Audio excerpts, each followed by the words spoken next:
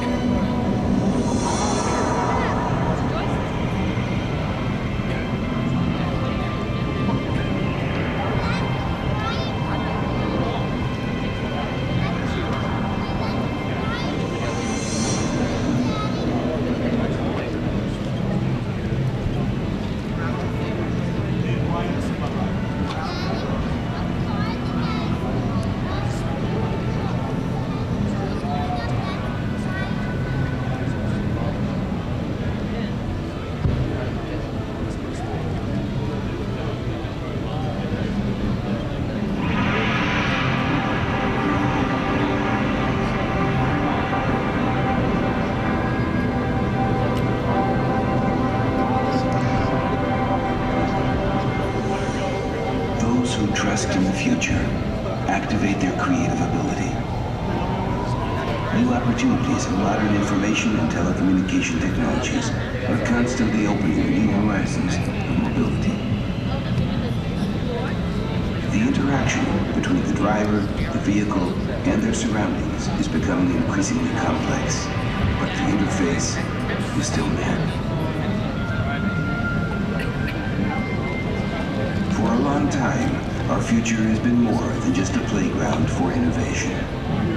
Information and vehicle technologies continue to converge, influencing each other in all areas, opening up new horizons. How will we cope with the challenges of the future? Will new technologies assist us, or will they incapacitate us? Will man as the interface recognize and profit from the opportunities provided by future communication systems, or will he continue in the same old ways? However, behind all utopian visions and wishes, one objective remains constant: the desire for mobility. The study imagination is a vehicle in which some of these visions and desires have been realized. It should help us find out whether these can ever become reality.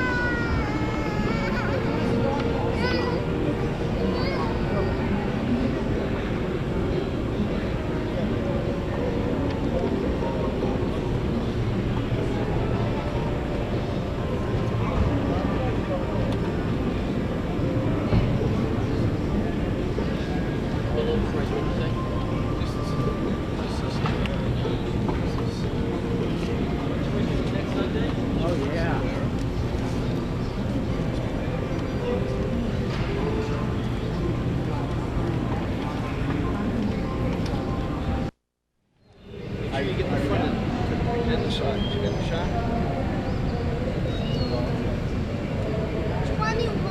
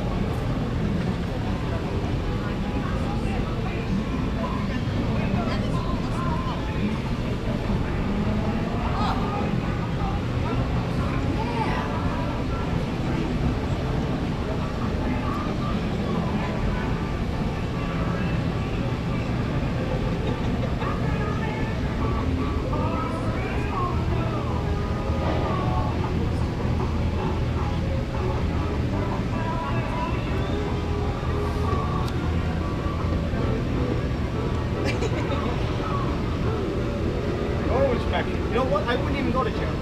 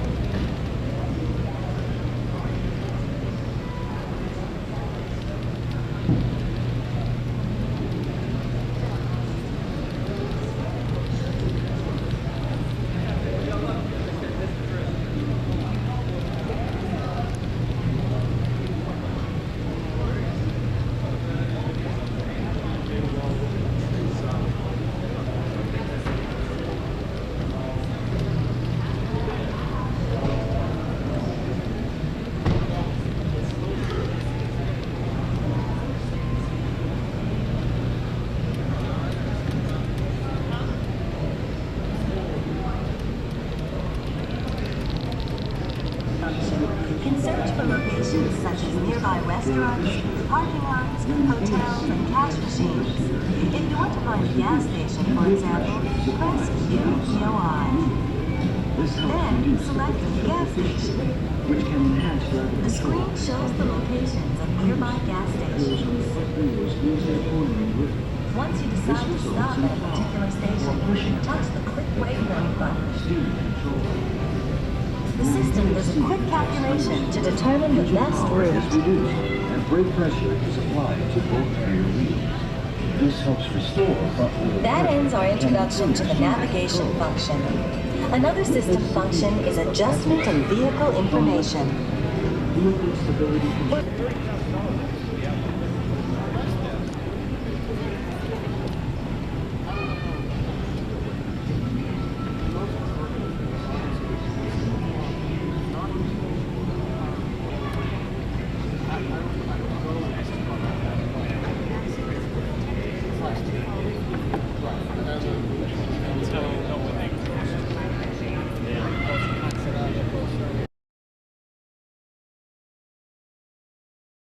Here in New York. Well, before we start the program, we've been told by many of you that coming to news conferences and auto shows is not necessarily the most fun thing you do. Today we want you to sit back, relax, and enjoy the next few minutes. And to help you do that, we passed out these seat cushions. They're nice, soft, and you can place them on the hard chairs that you're going to be sitting on the rest of the day. They're made from the same Eagle Ottawa leather that we use in the seats of our Lincoln Town cars. I hope you enjoy them today and in the future. In just a moment, Jim O'Connor, Ford Vice President for Lincoln, will be here to share some exciting news about the future. But before Jim comes up, we wanted to share with you a brief look at the past, the history of Lincoln, with this video.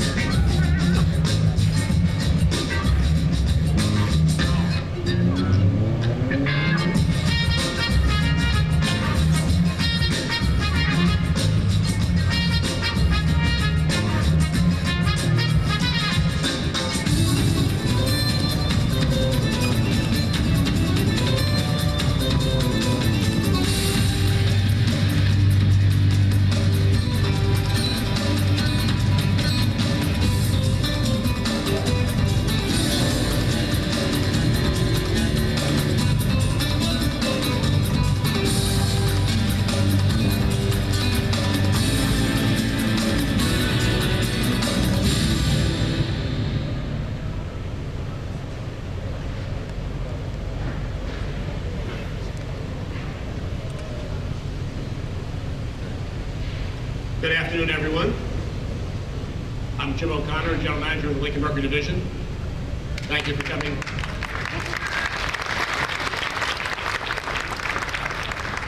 Thank you very much for coming. From 1990 to 94, I was the CEO of Ford of Canada, so bonjour to our Canadian journalists. Nice to have you here. Now, I think you might have noticed from the film that we're going to focus purely on Lincoln in today's presentation. And the one thing that I want you to remember is this: Lincoln is everything a news conference is not. Now, I've been to press conferences for 32 years, and I know the journalists have a very tough job. The events sometimes are noisy, they're hectic, sometimes they're particularly uncomfortable in the chairs, and by the end of the day, you might be getting a little uncomfortable. But Lincoln is the opposite. Over the years, our cars have been known as luxurious, comfortable, quiet, and elegant. And we don't want to talk too much about the noise because I can't control that. But we hope that the Lincoln cushions that Jim provided you will make your day a little bit more comfortable. As for elegance, what more could be elegant than displaying for you two of our stunning Lincolns from the past. We have on my right, your left, a 39 Zephyr. and over here, a 41 Continental. And these were brought to point out the beautiful classic vehicles and to make a point. These two products, the Zephyr and the 41 Continental, have been nominated for Car of the Century. And this is an award that's being developed by judges from all over the world to point out the one car that is recognized as having the most influence on our industry during the 20th century. So we're very, very proud to have two Lincolns considered and nominated for such an outstanding award. We also have the owners of the vehicles with us. Gene and Marlene Epstein, owners of the 41 Continental. And Harry and Christine Richmond.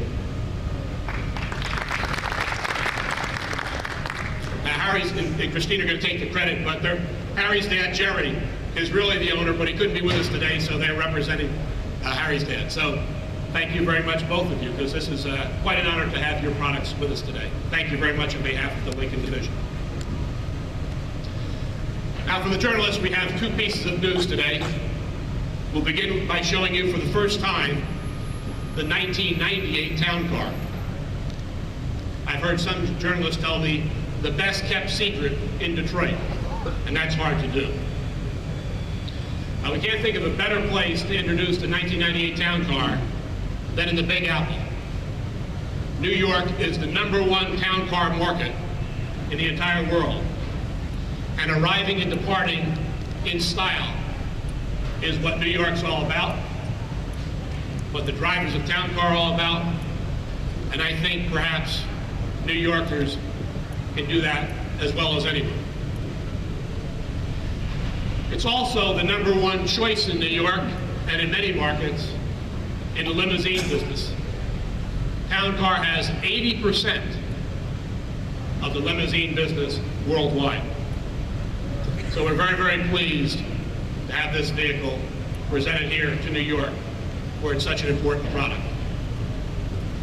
Our second piece of news, which I'll talk about a little bit later, is to announce the pricing for the Navigator by Lincoln. But first, let's talk about the Town Car. Now, it'd be difficult to change the flagship, particularly one that has the highest owner loyalty in the entire industry.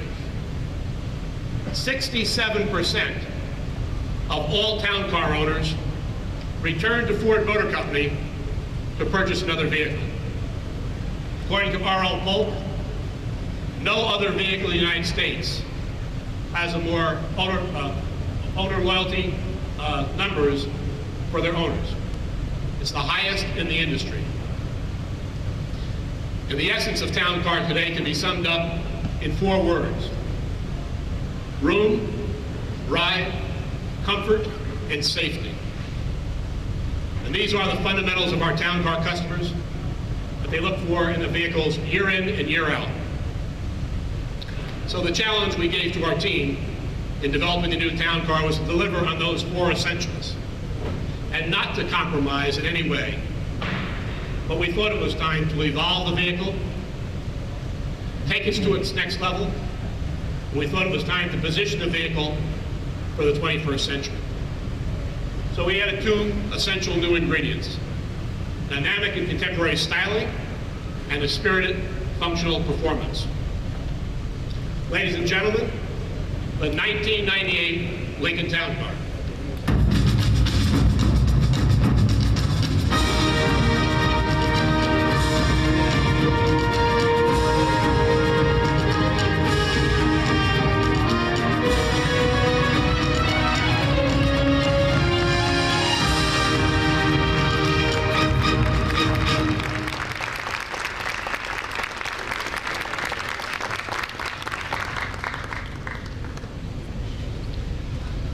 An all-new design for the new Town Car, distinctive for any angle.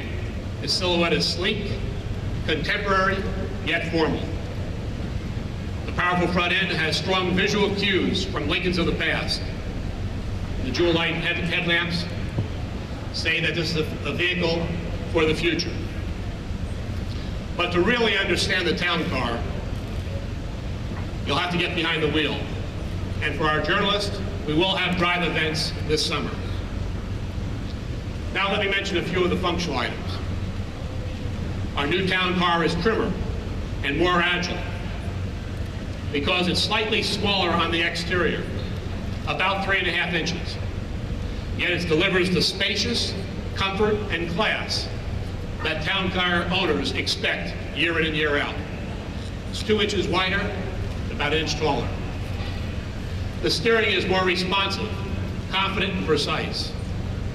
The new Watts linkage rear suspension has dramatically improved the car's straight-ahead tracking, drivability, and handling responsiveness. The brakes have been improved. The effective braking area has been increased by 35%. The powertrain is more refined, delivers smoother power to the road. And the town car is quieter than ever before because of a premium sound insulation package and thicker glass. Now, today's town car has already received the 5-star government front crash test for safety ratings. And for 1998, we further strengthened the safety and security features by adding all-speed traction control as standard equipment, daylight running lights, and a unique option, under-vehicle lighting. Now, under-vehicle lighting will light up when you hit your key fob, and think about that and give you assurances on a rainy night. We think it's a nice option. We can demonstrate that later. But we didn't stop there. We believe that the contemporary styling of this car will catch the eyes of customers who haven't considered town car before. And we have something special for them also. The 1998 town car will be offered with an optional handling package. Can you imagine a town car that drives with spirit? Can you imagine former President Bush jumping out of a plane with spirit? At Lincoln, it's not age, it's attitude. And I think the new town car has a lot of attitude and spirit that new customers will like. The handling package will feature monotube shocks for improved handling, dual exhaust, increased acceleration, and 220 horsepower. We believe the optional handling package will also expand Lincoln's appeal to buyers who are somewhat younger and looking for a more involved driving experience. At Ford, no one person really was responsible for bringing out the town car. It was a team effort. I'm sure you have a lot of questions, so I've brought a team of experts to assist me if required. I'd like to introduce our Vice President of Public Affairs, David Scott. David.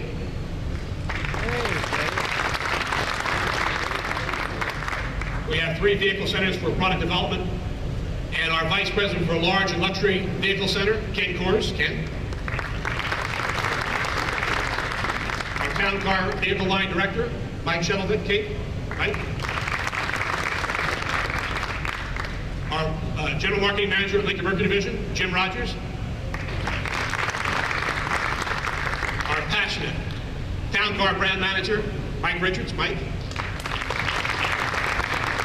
And our Chief Program Engineer, Phil Martins. Phil. Now, before I take any questions, I'd also like to announce the retail price for our new Navigator, shown over here. Navigator by Lincoln will be available for public introduction on July 1. It seats up to 8. It combines uncompromised luxury with the capability of world-class, all-purpose vehicle. It's simply the most luxurious way to travel anywhere. Now, as a journalist know, we showed Navigator in Detroit. It's been getting tremendous press. And many of the journalists, as we positioned it against Lexus and Range Rover, thought the vehicle would be a Ford Motor Company, another sports utility vehicle. We feel this will change the way people think of the Lincoln brand and be the first installment of future products that will bring out to change the Lincoln brand image. Navigator is the strongest signal we could send for this change. As I mentioned, it goes on sale July 1 into the hottest segment in the industry. Over 2 million sports utility vehicles will be sold out of about 15.5 million vehicles this year. Importantly, we expect this vehicle to attract many, many new customers to Lincoln Mercury showrooms. Yes, Lincoln is a brand in transition, and that's the first installment. In the summer, we'll have a redesigned Continental, and in the fourth quarter, the new Town Car. And we believe that Lincoln is well positioned for another century of automobile history. And now I'd be happy to answer with my support cast here any questions that the journalists may have. Yes, sir. Two related questions. First of all, I heard that you had, when you were developing the styling of the vehicle, you'd actually mocked it up as a stretch limousine and a funeral coach, and I wanted to confirm that for somebody who might know. And the second question is, what input did the coach builders, the people who take the town car and turn it into funeral cars and limousines, have in the design of this vehicle, and what did they add to it that you might not have thought of on your own? Well, as I mentioned, we have a very strong penetration, roughly 80% of the North American limousine business.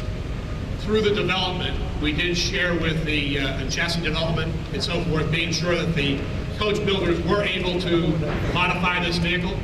We have a very select group of modifiers, and they must be quality certified by Ford before we will release the vehicle to them. But they have been participating in part of it, and in fact, I'm sure in the room someplace are some of our modifiers, because I know that several of them were coming to the show. Does that answer the question? Well, I guess you might want to add any interesting suggestions that came up that influenced the direction of the car. Phil? One thing we actually did is when we developed the prototypes for this car last summer, we actually sent one of them out to one of our coach builders to get their input. First and foremost, how do you stretch the car? What do you look like when it's stretched? And how should we go about engineering any additional strength and other elements that they might want? One thing that did come out is that they really were after a more comfortable ride on a 100-inch limo. We've actually gone back and looked at our ride tuning so that they can get that for the rear comfort. So on balance, we got a lot of input from these, both the hearse and the limo people, and I think overall, we're going to find that the rear comfort is going to be improved in the new town car. And it actually looks very nice stretch. Yes, sir. You mentioned that the new town car will have 220 horses, which indicates to me the single overhead cam 4.6 engine will be the engine of the car. Any reason why the twin cam engine wasn't used in the town car, and any reason why the V10 was not made standard in the Navigator? Chief Engineer, would you like to? When we looked at this program, there were two elements, and I'm looking out here for the gentleman. There were two elements that we wanted to get out of it. One of them was very fast time to market. And this program's about a 29-month from when we made the decision to go to this point in time. And at that point in time, we couldn't put an all-new engine in the program. But what we could do is take the horsepower and take the torque of this current engine. We upped the compression ratio. And for the performance version, we actually upped the acceleration and put a new transmission in. But what we really wanted was performance feel. We really wanted off-the-line acceleration and overall feel that most people get when they drive the car around town. And we felt we had a very adequate and very powerful engine in doing that from our low-end torque. I can't address the V10 on the Navigator, but I can tell you we've looked at many, many engines for this car, and we're very satisfied with what we have. I would make another point on the town car. There is a slice of customer who does want more performance, but the general mass consumer for this vehicle is really looking for the package size and for contemporary design. So we think that their major ones we met with the basic vehicle. Yes, sir.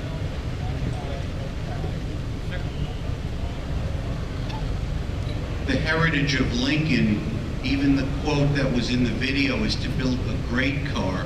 And you're talking about building cars with adequate power. Is adequate the new parameter at Lincoln? Well, when we do, as I mentioned, when we do the customer research and you list what do you want in a town car, power is not the most important factor. The majority of consumers are very, very, very pleased with the powertrain, and we think the handling package will run that base. And yes, perhaps there will be some customers will miss, But I would say it's much more than adequate for the average town car buyer today. Yes.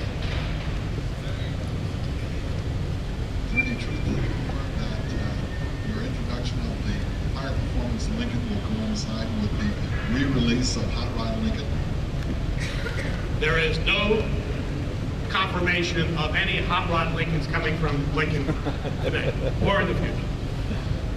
Paul? There have been rumors that Markgate may eventually go away, and the sales numbers are clearly indicating that it is fading as a key for you. Can you deal with that? And if not, can you in general talk about the type of changes and shifts that the market is pushing you to and that you envision for this division? Well, I think that the question was, how long will the market be here?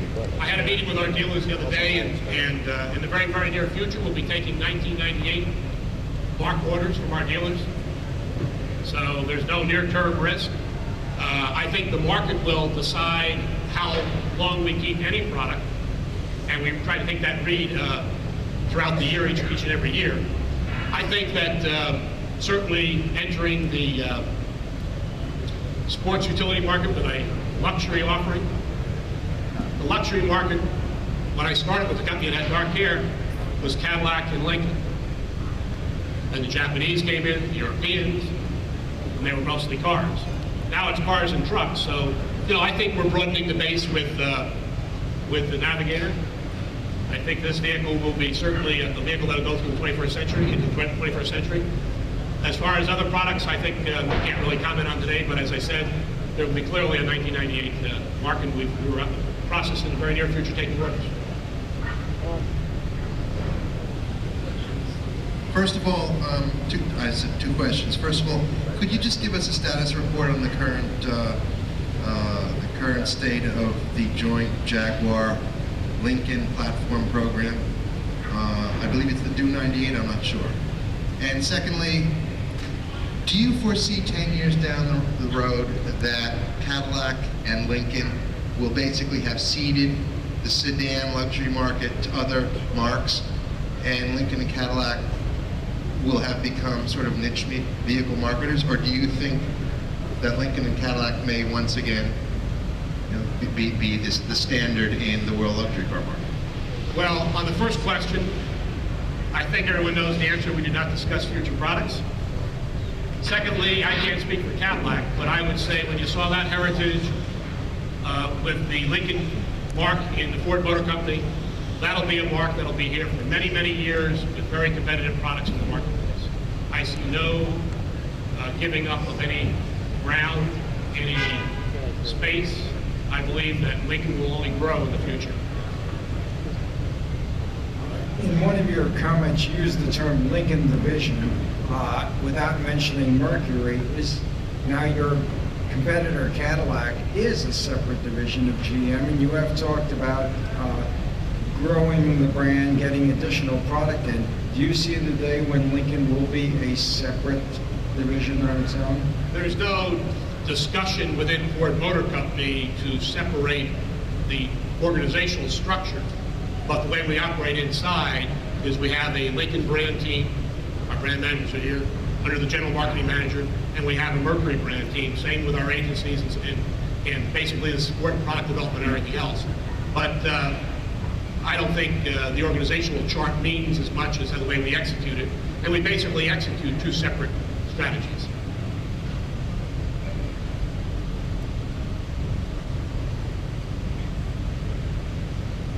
If we don't have any more questions, we'd like to thank you again for coming. Jim, thanks for your time. Jim will be around, as well as our town car team, to answer your questions up near the vehicle. And thanks again.